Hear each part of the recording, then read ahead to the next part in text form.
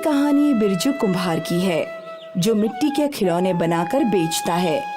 बिरजू की बेटी राधा, जिसने बचपन में अपने हाथों से मिट्टी का एक ताजमहल बनाया था, अपने बाबूजी से मजाक में हमेशा कहती थी कि वो दहेज में आपसे ताजमहल लेगी। बिरजू भी अपनी बेटी का दिल रखने के लिए हाँ कह देता था। राधा का रिश्ता मोहन के साथ तय हो गया है। मोहन पड़ोस के गांव में रहता है। राधा की माँ बिरजू से बार बार कहती हैं कि वो लड़के वालों से मिलकर राधा की शादी की तारीख पक्की कर लें।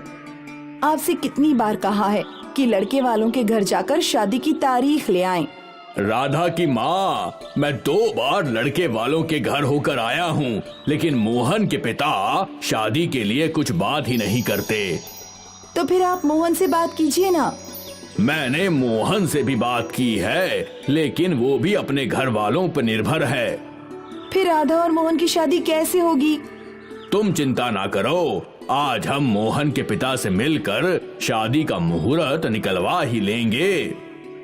बिरजू मोहन के घर आकर उसके पिता से शादी की बात करता है। मोहन का पिता पहले तो बहाना करके शादी टालना चाहता है।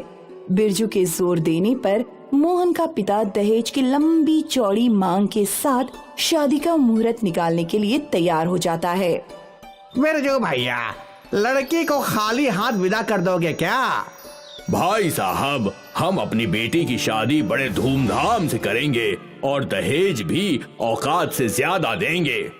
तुम्हारी औकात कितनी है यही तो हम जानना चाहते हैं। मेरा बेटा शहर में नौकरी कर रहा है।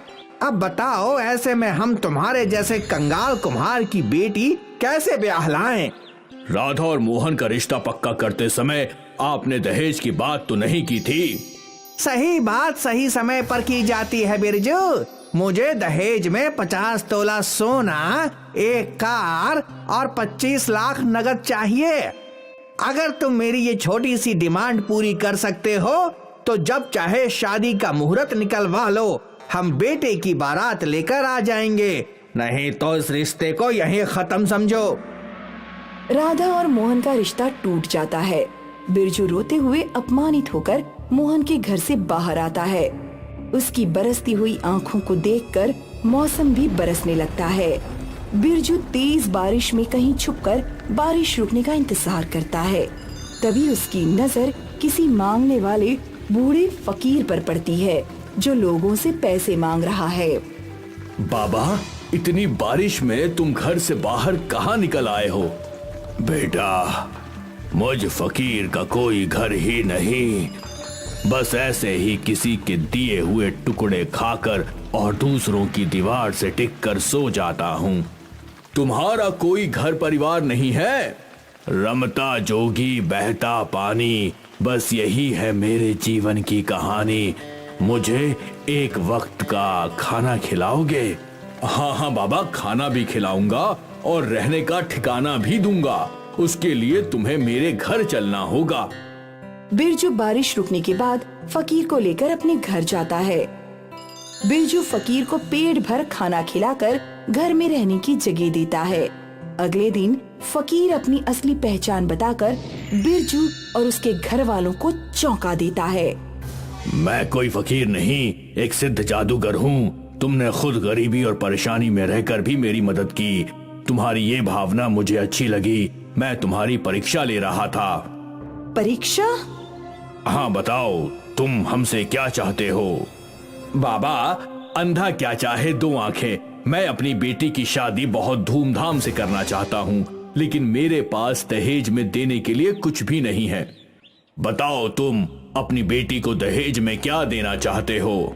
बाबा, मैं तो अपनी बेटी को ताजमहल देना चाहता हूँ, पर मेरे चाहने से क्या होता है?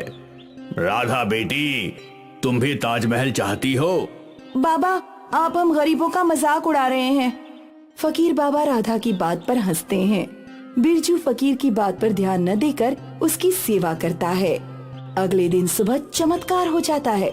बिरजू के घर की जमीन पर एक ताजमहल दिखाई देता है। ताजमहल देखकर बिरजू, उसकी पत्नी और राधा हैरान हो जाते हैं। बाबूजी, ये ताजमहल कहीं हम सपना तो नहीं देख रहे? हाँ राधा बेटी, हमारे लिए ये ताजमहल किसी सपने से कम नहीं है। लेकिन ये ताजमहल हमारी जमीन पर बना कैसे, वो भी एक रात में? ये सब उन फकीर बाबा का चमत्कार लगता है। हाँ बाबूजी, ये उन्हीं का चमत्कार है। चलो हम उनके पास चलते हैं। बिरजू अपनी पत्नी और राधा के साथ तुरंत उस कमरे में जाता है जहाँ फकीर बाबा रुके हैं। तीनों कमरे में आकर देखते हैं, वहाँ फकीर बाबा नहीं है।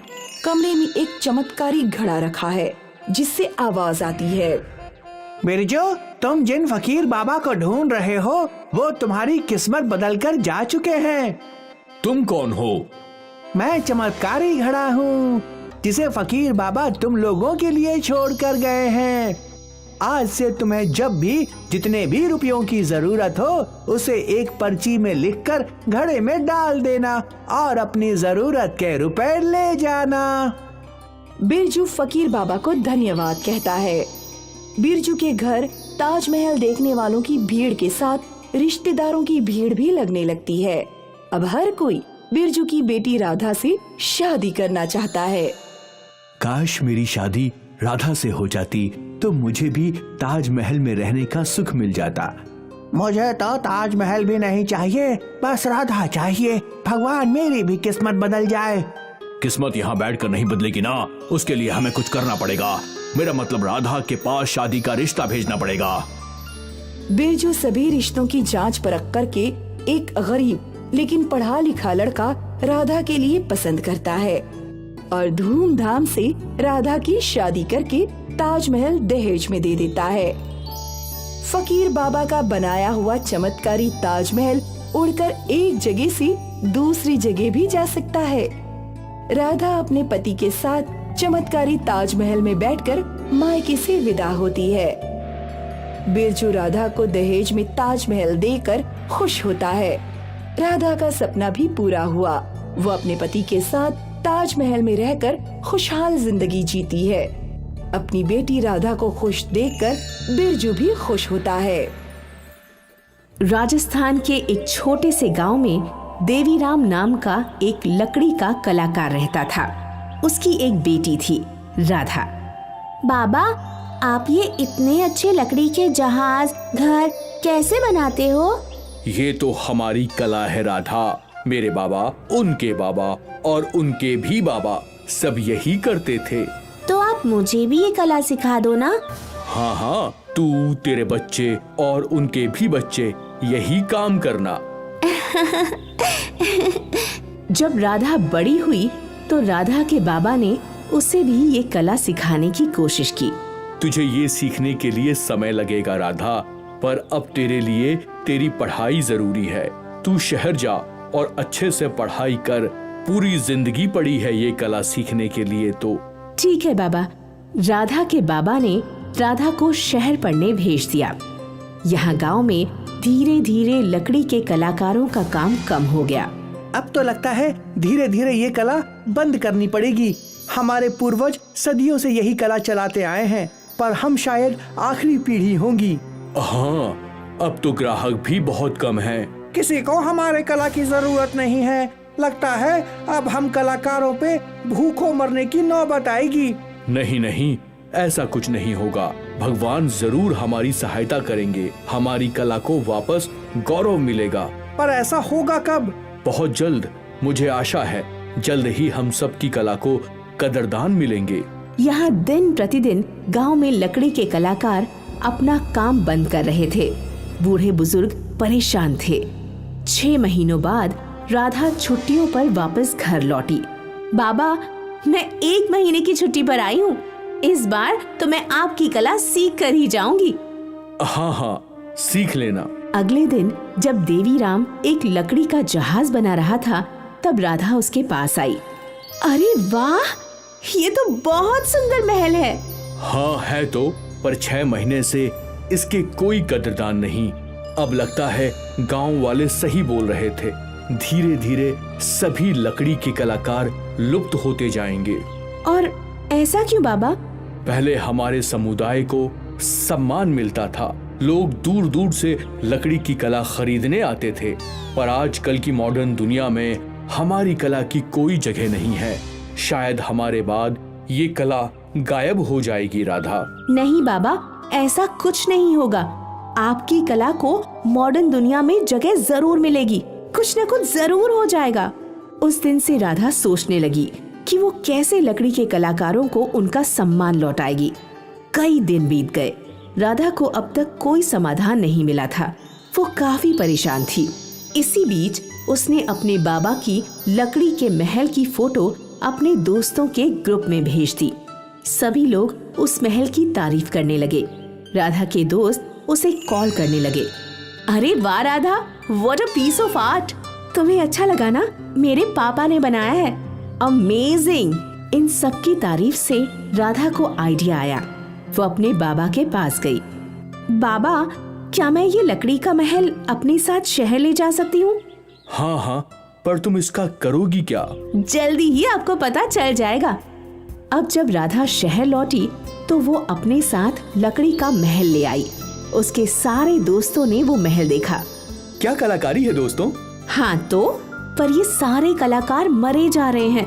लगता नहीं अगली जनरेशन तक इनमें से कोई भी बचेगा। हम समझे नहीं राधा। राधा ने अपने दोस्तों को लकड़ी के कारीगरों की खस्ता हालत के बारे में बताया।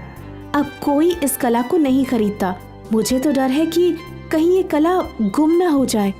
हम इस कला को गुम होने नहीं देंगे। हाँ, हम इस कला की पब्लिसिटी करेंगे। पर कैसे? मेरे कुछ फ्रेंड्स जर्नलिस्ट हैं, हम उनसे पब्लिसिटी करवा सकते हैं। I have a better option. हम एक एग्जीबिशन रखेंगे जहाँ शहर के कई लोग लकड़ी की कला देखने आएंगे और इसे खरीदेंगे भी। क्या हम ये कर सकते हैं? हाँ बिल्कुल। सारे दोस्तों को एग्जीबिशन का आइडिया पसंद आया। 1 महीने बाद शहर में लकड़ी की कला का एग्जीबिशन लगा। इस एग्जीबिशन में काफी लोग आए। लकड़ी के कलाकारों की कई चीजें बिकी। मैं नहीं कहता था कि एक दिन इस नई दुनिया में हमें भी सम्मान मिलेगा।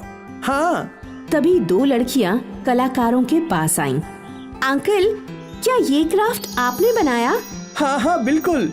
वाओ, बहुत अच्छा है। अंकल, मैं एक जर्नलिस्ट हूँ, मैंने ऐसी कला कभी नहीं देखी है। क्या मैं आपका इंटरव्यू ले सकती हूँ? हाँ हाँ, क्यों नहीं। उस जर्नलिस्ट लड़की ने एक एक करके सभी कलाकारों का इंटरव्यू लिया। लकड़ी के कलाकारों का इंटरव्यू टीवी पर आया और वो सभी रातों रात फेमस हो गए। सभी लकड़ी के कलाकारों को फिर से ऑर्डर्स आने लगे। राधा के बाबा का फोन भी लगातार बज रहा था। भाई, मैं अगले महीने ही आपको लकड़ी का महल दे सकता हूँ। बाबा, अब तो आप मुझे ये कला सिखा ही दो। देखो कितनी डिमांड है। ये सब तेरी वजह से हुआ राधा। मुझे गर्व है कि तू मेरी बेटी है। और मुझे गर्व है कि आप मेरे पापा हैं, जो इतने शानदार लकड़ी के कलाकार हैं। देवीराम ने राधा का माथा चूमा और उसे ढेर सारी दुआएं दी। और राधा की कोशिश की वजह से लकड़ी के कलाकारों को अपनी कला के असली कदरदान मिल गए। लकड़ी के कलाकारों ने राधा और उसके दोस्तों को खूब दुआएं दी।